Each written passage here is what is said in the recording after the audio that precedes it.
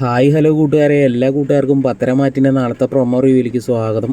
പത്തരമാറ്റ് സീരിയലിനെ സ്നേഹിക്കുന്ന എല്ലാ കൂട്ടുകാരും ഈ ഒരു പ്രൊമോ റിവ്യൂ ലൈക്ക് അടിച്ച് സപ്പോർട്ട് ചെയ്യണേ കൂട്ടുകാരെ.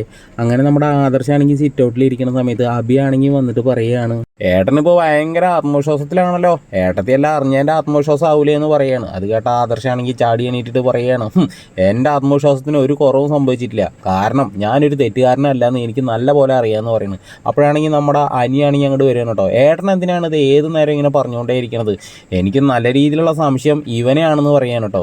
അത് കേട്ട വർഷം തന്നെയാണ് അബിയാണെങ്കിൽ അനിയോട് പൊട്ടിത്തെറിക്കണം, അനാവശ്യമില്ലാത്ത പറഞ്ഞാൽ അടിച്ച് നിന്റെ ചെവിക്കൽ ഞാൻ പൊട്ടിക്കുമെന്ന് പറയുകയാണ്. പിന്നീടാണ് കാണിക്കുന്നത് ഭൂലോക ഫ്രോഡായിട്ടുള്ള അനാമികയാണെങ്കിൽ ജലജയോടും ജാനകിയോടും പറയുകയാണ്, അമ്മയ്ക്കും അപ്പച്ചിക്കും ഒന്നും തോന്നരുത്, എനിക്ക് ആ ഒരു വീടിൻ്റെ പരിസരത്ത് കൂടി വരുന്നത് ഇഷ്ടമല്ല, അതുകൊണ്ടാണ് ഞാൻ വരാത്തതെന്ന് പറയാൻ കേട്ടോ. അത് കേട്ട ജലജ പറയാണ്, അവിടെ ആ നന്ദു എന്ന് പറയണ അവൾ ഇല്ലാത്തതുകൊണ്ടാണ് ഞാൻ മോളെ വിളിച്ചത്, അല്ലെങ്കിൽ ഞാൻ മോളെ വിളിക്കില്ലായിരുന്നു എന്ന് പറയുകയാണ്. ഈ സമയം നമ്മുടെ മുത്തശ്ശനാണെങ്കിൽ മുത്തശ്ശിയോട് പറയുകയാണ്, ആദർശും നയനയൊക്കെ നമ്മുടെ പാത പിന്തുടരുന്നവരാണ്, തന്നോട് പറയാത്തതായിട്ട് ഇതുവരെ ഞാനൊന്നും ഒളിപ്പിച്ചിട്ടില്ല എന്ന് മുത്തശ്ശനാണെങ്കിൽ മുത്തശ്ശിയോട് പറയുകയാണ്.